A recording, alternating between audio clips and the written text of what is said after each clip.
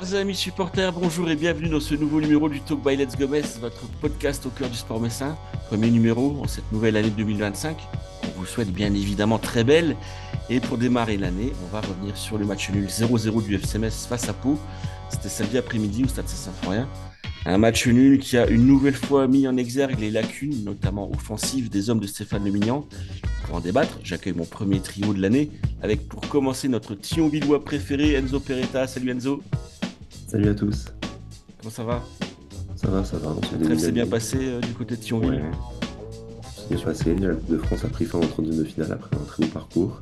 Et maintenant, on se concentre sur la N2 pour aller chercher un maintien le plus rapidement possible. En tout cas, on vous le souhaite. À tes côtés, avec son bras dans le plâtre, notre skieur émérite préféré, Valentin Lachaud. Salut Valentin. Salut Gérald, bonjour Arthur et Enzo. Effectivement, pas la grande forme, mais on va avoir une santé de fer en 2025. Ça se remet là tout doucement quand même un peu. Ouais, ça se remet petit à petit. Bon, c'est bien. Et enfin, la crème de la crème des journalistes locaux, Arthur Carmier. Salut Arthur. Salut Gérald, salut à tous. Alors, je dois t'avouer que j'ai hésité à venir parce que je suis encore congelé de cette sortie J'allais te hier poser la au question Stade justement. Saint-Symphorien. C'est, c'était T'as pris froid en dramatique. tribune, c'est ça? Je t'avais dit de te couvrir, hein. Ça va. Non, je me suis bien couvert. J'ai pris deux paires de chaussettes comme Stéphane Lulignan. Il a fait jouer deux attaquants, mais ça n'a pas suffi pour trouver la faille. Il a fait jouer deux attaquants, j'ai pas vu. On en va en reparler. Alors messieurs, comme je le disais en intro, le FC Metz n'a pas profité donc du faux pas du Paris FC et n'a pu faire mieux que match nul ce samedi face à Pau à Saint-Symphorien. Un match où les Grenats se sont pourtant créé de belles opportunités, hein, mais qui ont manqué une nouvelle fois d'efficacité devant les buts. Enzo, Stéphane Le Mignan avait fait le choix de titulariser Fally Candé, sans doute pour un dernier baroud d'honneur avant de probablement quitter le club à la Croix de Lorraine. Ça, c'est ce que je pense. Et ce retour à cette défense à 5 n'a pas été des plus concluantes. Est-ce que tu peux me donner, s'il te plaît, ton analyse globale de la rencontre, puis notamment l'aspect tactique choisi par Stéphane Mignon? Une analyse globale qui rejoint un peu les derniers matchs de Metz. Une analyse offensivement, c'est toujours aussi compliqué. On manque toujours autant comment dire, de réalisme offensif. Que, de toute façon, il nous faut 20 000 occasions et encore, des fois, ça ne suffit toujours pas, comme on a pu le voir hier. Défensivement, j'ai trouvé les joueurs tous assez bons, que ce soit Udol, que ce soit Kandé, face à Pau, même si en début de match, ils n'ont pas été très dangereux. Mais ce qui pêche toujours, c'est toujours l'aspect offensif. L'aspect offensif, on a bien vu Stambouli hier, il a toujours fait un match toujours aussi correct, toujours aussi bon. De Minguet, il a été un petit peu moins bon que les derniers matchs, mais je trouvais que voilà, c'était toujours il fait toujours ses matchs, mais offensivement, quand on voit encore Ibou Sané, Ah, c'est très même faible, hein. Mbappé, ouais, c'était très très très faible. Pourtant, je vois beaucoup de matchs de N2, pourtant, je trouve que Sané, sa place serait plus dans un pré, dans un club de N2, quoi, parce que là, en Ligue 2, on voit qu'il n'a pas eu tout le niveau, quoi. Il n'a pas eu du tout le niveau. Après, il est C'est jeune. quoi, c'est physique d'après toi, Ibou Sané? C'est quoi, c'est Bah, intelligence de jeu? quand tu vois tous les gros gabarits qu'il y a en Ligue 2 en défense, c'est dur pour lui, hein, parce que pour moi, je trouve trop frêle pour ce championnat-là. Je pense qu'il faudrait qu'il prenne de l'expérience un peu, je pense, en N2, voire même en National 1, avant, pourquoi pas, de revenir à Metz avec un statut plus important et que beaucoup plus d'expérience, quoi. Et c'est vrai qu'il se débrouillait plutôt pas mal quand il était en réserve. Et depuis Mm, qu'il est en mm, équipe première, c'est pas tout à fait mm, ça. mm. Valentin, même question, ton analyse de la rencontre. On a vu de belles choses en début de match et en deuxième mi-temps, mais toujours ce même problème d'efficacité devant. Ça devient urgent de recruter un neuf, hein, maintenant. Ouais, j'allais dire, on peut résumer le match par un cruel manque d'efficacité offensive et c'est frustrant parce qu'on a eu les occasions, je crois qu'on tourne à 20 tirs, quelque chose comme ça. Et on aurait pu faire beaucoup mieux. Je trouve que derrière, on a été assez solide, c'était assez intéressant. Papsi nous a aussi bien sauvé la baraque, mais on y reviendra après, je suppose. Et on arrivait un petit peu à se projeter, je trouvais ça pas mal, mais devant, ça marquait pas, et c'est toujours le gros problème du FC Metz, c'est qu'on a beau essayer de produire du jeu, on n'arrive pas à concrétiser toutes ces occasions, et du coup, ben, je suis sorti du stade un petit peu frustré, parce que, ok, on a vu un 0-0, ok, on a eu froid, mais on n'a pas vu un si mauvais match que ça, et Pau a aussi eu des occasions, je trouvais qu'il ressortait très bien le ballon, c'était assez intéressant. Mais voilà, devant, certains joueurs ont fait des mauvais choix. Devant, il y en a qui tiraient quand il fallait enfin, décaler, d'autres qui faisaient l'inverse. Et avec ça, forcément, on peut pas forcément prétendre à vouloir battre cette équipe de Pau si devant on n'arrive pas à marquer. Mais bon, on prend pas de but, ça c'est à souligner, le point positif de la rencontre aussi. Mais voilà, comme tu le dis, il faut corriger. Le mercato est là, il a commencé. Il va falloir recruter devant parce que je pense que si on veut continuer à prétendre pouvoir monter en Ligue 1, il va falloir recruter cet attaquant de métier devant, quoi. Tu parles d'un bon match. Moi, je suis désolé. C'est quand même pas un match de patron que j'ai vu. J'ai pas vu d'action où je me dis, ouah, là, franchement, c'était bien. Il manque ce petit truc en plus qu'ont justement Ouais, normalement les équipes du haut de tableau. Enfin, ça, c'est. après, petite mise en contexte, les derniers matchs que j'ai regardés, c'était au Red Star, à 3, etc. Donc là, je trouvais que c'était quand même un petit peu mieux. Mais bon, c'est Ouais, vrai que c'était pas le match du siècle, mais de, c'est ennuyé par moment, mais c'était pas non plus inintéressant. Et c'est ça ce que je voulais souligner surtout. d'accord, d'accord. Arthur, le choix tactique, le choix des hommes, avec le recul, est-ce que tu le comprends face à une équipe de Pau, certes opportuniste, mais qui d'ailleurs aurait pu à plusieurs reprises jouer des tours à la défense messine? Le choix tactique, il était convaincant et c'est sans doute lié aussi peut-être à l'absence d'Ismaël Traoré d'une part. On a dû bricoler derrière. Il y avait cette volonté aussi de faire jouer Mathieu Heudol un petit peu plus haut. On sentait que les ailiers gauche de métier, si je puis dire, depuis quelques matchs, c'était un peu compliqué. On n'arrivait pas à trouver un ailier droit aussi de métier, tantôt Jalot, tantôt Papa Madou Diallo. Donc là, on a fait le choix de partir sur une défense centrale à 3 et surtout de pouvoir mettre deux attaquants. Bon, l'identité des attaquants, on y reviendra vu qu'ils n'ont pas été assez efficaces, mais en termes d'animation offensive, on a quand même vu beaucoup de choses et c'était beaucoup mieux que lors des dernières sorties des Grenats du mois de décembre où certes il y avait cette solidité avec ce 4-2-3-1 mais il y avait vraiment pas beaucoup d'action. On a le sentiment que cette équipe, elle ne savait plus s'en procurer des occasions. Et là, elle ne sait plus mettre un but. Et c'est fort dommage. Donc je vais rejoindre Valentin. Je vais rejoindre aussi Stéphane Le Mignan parce qu'il il en a parlé plusieurs fois. Il en a parlé au micro de France Bleu Lorraine, désormais ici Lorraine. Il en a parlé en conférence de presse d'avant-match. Et même en conférence de presse d'après-match, il a insisté. Peut-être qu'avec cet attaquant de métier, on le cite, bah, Metz aurait peut-être marqué ce but. C'est pour ça que je suis pas d'accord quand tu dis que c'était pas emballant. Il y a eu énormément de situations, il y a eu énormément de centres, il y a même un ballon sauvé sur la ligne. Bon, ça peut arriver, c'est la faute à pas de chance de Stambouli devant Bingourou Kamara, l'ancien Strasbourgeois. Mais avec un vrai attaquant de métier, il va sentir, il va te faire l'appel comme il faut. Je pense à cette passe de l'extérieur du pied de Gauthier Hein, où plusieurs fois d'ailleurs, il pousse à nez est trop court pour mettre la tête. Tu sens que ce genre de joueur est trop juste avec un attaquant de Ligue 2 qui connaît les exigences de ce championnat et qui sait faire les bons appels au bon moment et faire le geste juste. On a longtemps pensé que Simon Elisor allait pouvoir aider cette équipe en ce sens, mais au final, il s'est avéré que bah, il a été décevant pour multiples raisons. Avec cet attaquant de métier, ou au moins avec quelqu'un qui conclut les actions, Metz aurait pu facilement marquer deux ou trois buts. Donc, Elisor, qui d'ailleurs n'était pas dans le groupe, certainement sur le départ, hein, faut le dire. Mm.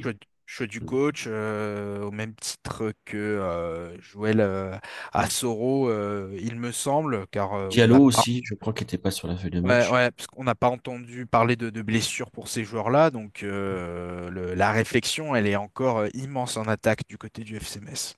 Mm, mm. Alors, l'autre événement du jour, c'était également la titularisation de Papsi en lieu et place d'Alex Oukidja, vraisemblablement blessé. Donc, Enzo, le portier sénégalais, a réussi sa deuxième première, on va dire, dans un style bien à lui, mais il a su être décisif. Papsi, on en redemande pour la suite de la saison? Petit élément Alors, d'information, je me permets pour ok. lancer Enzo Alexandre Kidja s'est fait mal la veille à l'entraînement sur un mauvais mouvement et c'est une petite blessure qu'il a écartée de ce match, mais Mm. qui n'aurait rien de grave, dixit Stéphane Le Mignan. Mm. Bah, Mais est-ce qu'on en je pense, redemande? hmm. Je pense qu'il a bien joué son rôle de doublure et plutôt bien. Et je pense même que si Okidja à l'avenir continue à être blessé ou un peu moins bien, parce qu'on rappelle qu'il est quand même, je crois, 36 ans, je crois, mon Okidja. Il faut que je confirme, mais on voit qu'il tient la baraque. On voit, bon, des fois, on voit sur certaines actions, bon, des fois, il est un peu, comme tu dis, hein, Gérard, il a un peu son style, son style bien à lui. Mais je pense que oui, qu'on a vu que des fois, Okidja, de son début de saison, les quelques heures qu'il a pu faire, notamment à Grenoble, où vraiment il nous coûte le match pratiquement à lui tout seul. Je demande à voir, je demande à voir. J'ai pas envie de le juger que sur un match aussi, mais pourquoi pas le revoir plus tard dans les cages, voir si Okidja a encore la confiance du coach. Je pense que oui, mais je demande à voir, Papsi. Parce qu'on se rappelle quand Et même que Papsi, sans sa blessure, il était censé à un moment donné hmm, prendre la place de numéro un. Il avait été titularisé pour ça. S'il s'était pas hmm. blessé, qui sait ce que ça aurait Il aurait donné, peut-être fait quoi. plus de matchs, ouais. Il serait Ouais. déjà beaucoup plus de matchs Alors, niveau Valentin, niveau. on sait qu'Alexandre Guija, il est en fin de contrat. Il va falloir préparer l'avenir. Est-ce que tu penses que Papsi, justement, peut incarner cet avenir du FC Metz dans les cages? Vraiment, je pense que c'est un petit peu trop tôt, mais j'ai apprécié hier ça, ce qui était, je pense, une vraie première pour lui parce que il a joué le match entier cette fois. La dernière fois, il n'avait pas eu de chance. Moi, j'ai été hyper rassuré par le fait que, voilà, comme je dis tout à l'heure, il a fait les bons arrêts au bon moment. Et pour sa première titularisation, on ne savait pas trop à quoi s'attendre. On s'est dit, OK, il remplace Okidja, mais est-ce qu'il va être suffisamment bon? Voilà, là, on sait que c'est rassurant de se dire qu'il y a une alternative derrière qui commence à s'affirmer, à prendre confiance, à être un peu plus solide. On n'en est plus à se dire, ouh là là, si Okidja se blesse, qui on a derrière? Alors, on sait que Papsi commence à prendre de la graine de plus en plus. Et pourquoi pas un poste de numéro un si il se montre convaincant sur des prestations futures. Pour le moment, c'est dur à dire, à voir si c'était le coup d'un seul match ou si ça se reproduira à l'avenir. Mais en tout cas, c'est voilà, le mot, je trouve, c'est vraiment rassurant. Et c'est pour ça que je parle de l'avenir. Parce que, encore une fois, Alexandre Kidja, d'après les derniers échos qu'on entend, ça ne devrait pas être, peut-être pas être renouvelé. Et je suis pas sûr que l'année prochaine, qu'on soit en Ligue 1 ou en Ligue 2 d'ailleurs, ce soit lui. Est-ce que ce serait pas justement le moment peut-être de préparer cet avenir et est-ce que justement cette titularisation, elle est pas, il faut pas lire entre les lignes. Arthur, la décision de mettre Papsi titulaire à la place d'Alexis Mirbach, pardon, c'est un signal fort quand même de Stéphane Le Mignan. Non, je pense que c'est assez logique quand même. On a un jeune gardien qui a joué en Coupe de France, mais qui est peut-être encore un peu juste pour évoluer en Ligue 2. On a vu les arrêts décisifs que Papsi a fait. Peut-être que Alexis pardon, Mirbach les aurait fait. Peut-être que non. Ça, je ne sais pas. Mais le Non, mais gardien Simon Canet. quelques jours avant, le coach disait que Papsi, c'était encore un peu incertain à cause de sa blessure. C'est pour ça que je dis ça, quoi. Je pense que il était prêt à jouer, hein. Bah, la preuve, Oui, la preuve, ouais. il était peut-être à 80%, mais on voulait, pour le mettre sur le banc de touche, on voulait pas le précipiter non plus et laisser cette expérience à Alexis Mirbach, alors que pour tenir ses rangs sur un match, c'est quand même bien d'avoir pu compter sur lui. Bon, certes, il n'a pas des références extraordinaires en Europe. Il est quand même arrivé assez récemment de Génération Foot. Il a fait qu'une saison la saison dernière à Serein, mais c'est quand même toujours un petit plus avant d'aborder ces rencontres. Il connaît la pression qui entoure un match professionnel, même si à Saint-Symphorien, devant 18 000 spectateurs, chiffre officiel, hein, les chiffres officiels, on ne les connaît pas, parce qu'on compte les abonnés dans l'affluence, c'est autre chose. Mais je suis vachement intéressé par ce que j'ai vu, et ça me fait dire que le FC Metz n'a finalement pas le problème de gardien qu'on imaginait quand Alexandre Oukidja enchaînait les boulettes, parce que c'est une solution supplémentaire, et je pense que sur cette fin de saison, il y aura une concurrence saine qui va s'installer parce que Papsi, je ne pense pas que ce soit le gardien qui bouscule dans le mauvais sens du terme Ouais, ouais. la hiérarchie en place, mais s'il doit se battre pour essayer de gagner du temps de jeu, il le fera tout en respectant le statut d'ancien d'Alexandre Oukidja. Donc, je ne serais pas surpris de voir quand même le gardien algérien reprendre sa place ces prochains jours. Il a été décisif notamment à Annecy.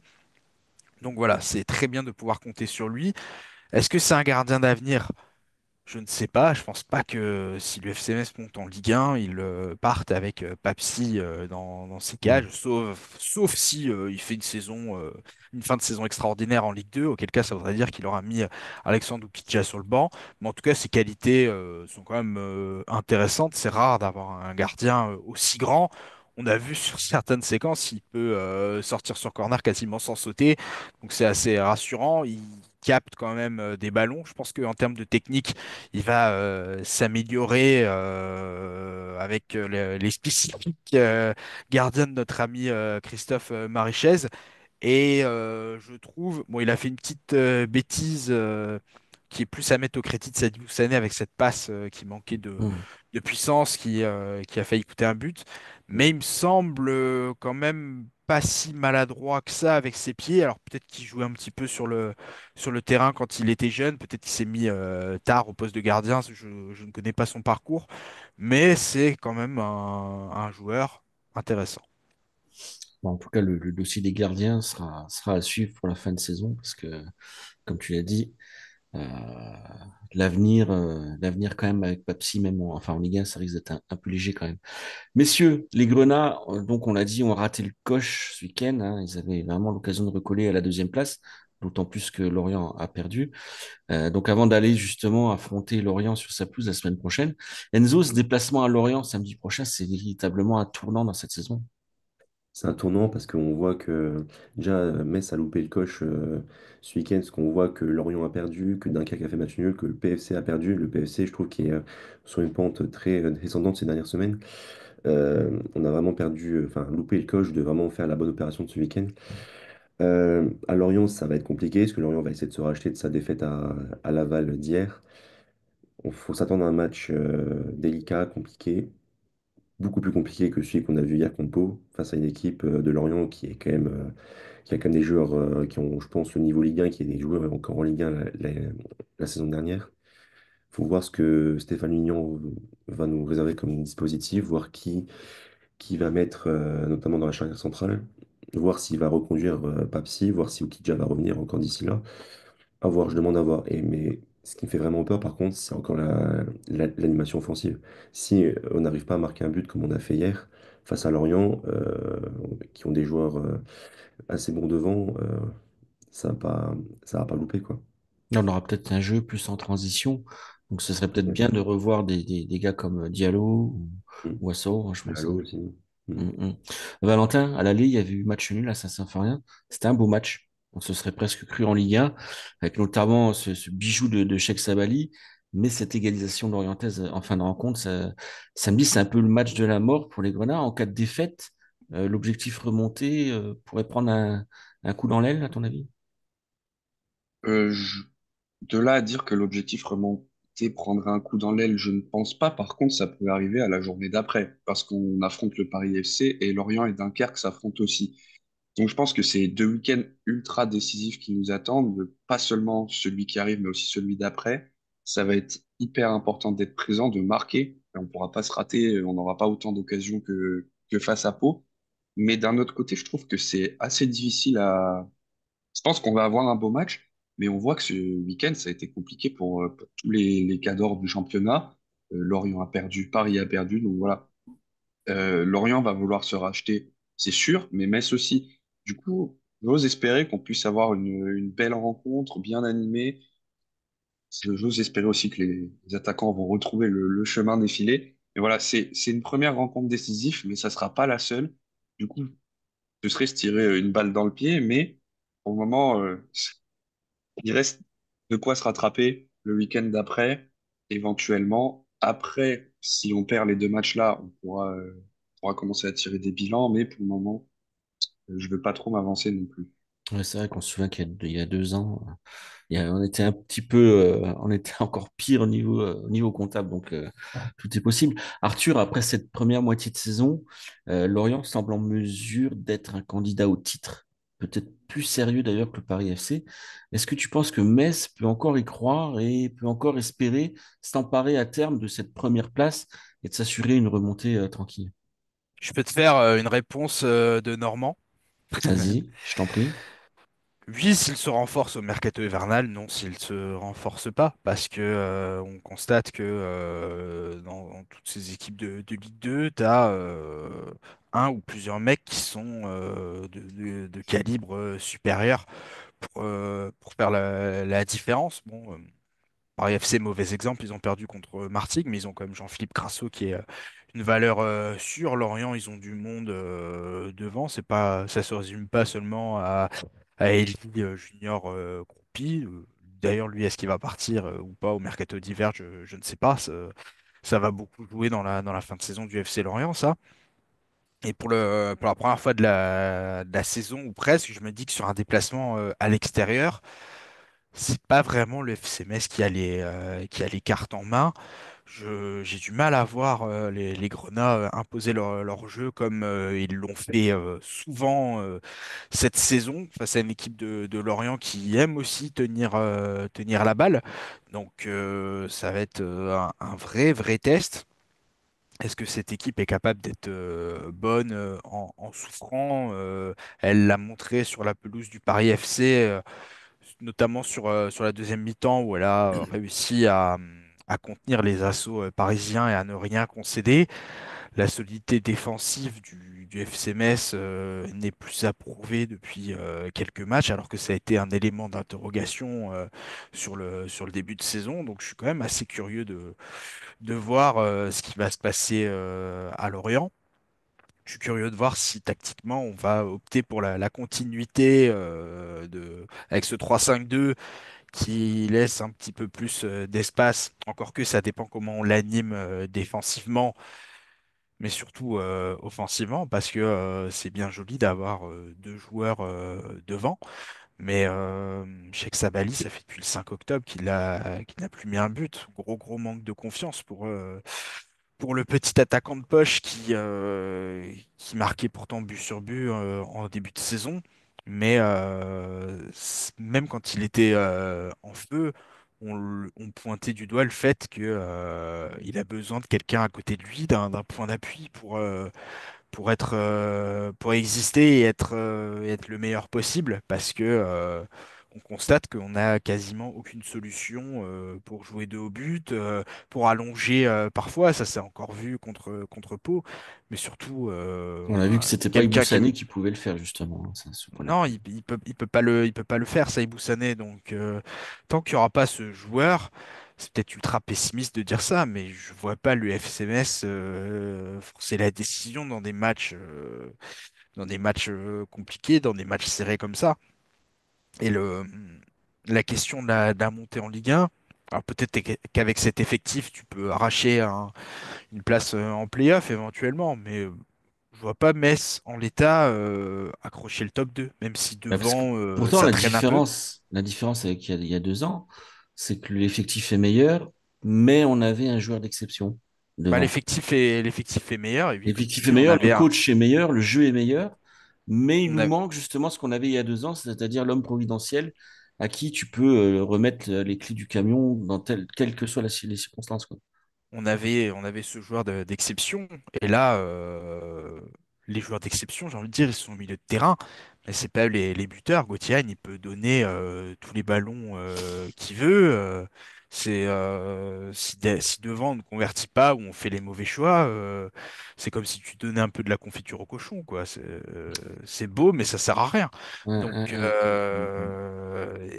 il faudra ce joueur en plus devant pour espérer exister dans le top 2. Sinon, bah, t'es pas à l'abri de galérer sur des matchs contre Pau, d'être à portée de fusil face à des équipes qui sont plus fortes sur le papier.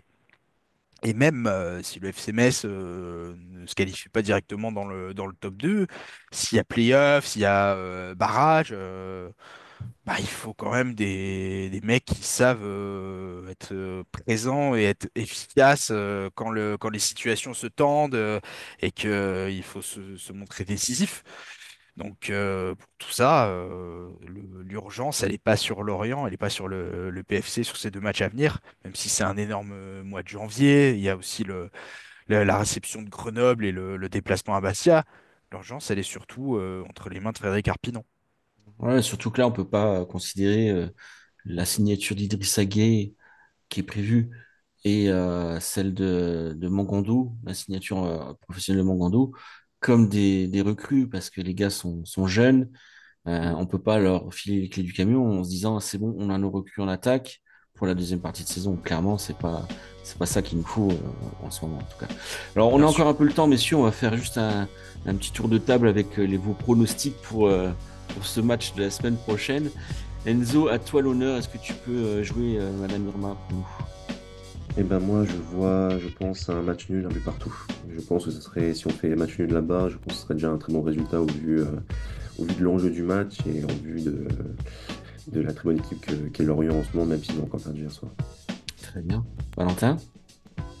Eh ben, figurez-vous que j'allais dire la même chose qu'Enzo. Je vois difficilement autre chose qu'un nul, mais pour pas faire pareil, je vais dire 0-0. On change pas le score. D'accord. Arthur? Victoire 2-0 du FC Lorient.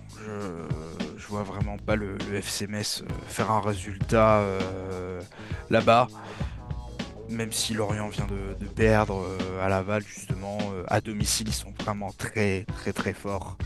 Et même s'ils prennent un but, ils sont capables de renverser une situation. On l'a vu contre. J'ai oublié l'adversaire, je crois que c'était Annecy. Ils encaissent le premier but, mais derrière, ils en mettent 4. Non, vraiment, c'est une équipe qui est vraiment forte à domicile. Ils ont réussi cette transition vers la Ligue 2, ce que le FC Metz réussit à faire très souvent. Donc je vois le FC Lorient s'imposer sur ce match, ce qui va accélérer peut-être le recrutement d'un attaquant du côté du FC Metz. Je suis malheureusement d'accord avec toi, c'est ce que j'allais dire aussi. Victoire de Lorient, je vois pas comment, avec la conjoncture actuelle, comment on peut repartir de là-haut avec une victoire. En tout cas, voilà, on verra bien. Messieurs, le talk touche à sa fin. Merci de votre participation. Alors, n'oubliez pas, chers amis, de liker, de partager, de commenter la vidéo, de nous écouter sur Spotify si vous voulez pas la vidéo. On se retrouve très vite sur letsgowest.com et puis dans un prochain numéro du talk, évidemment.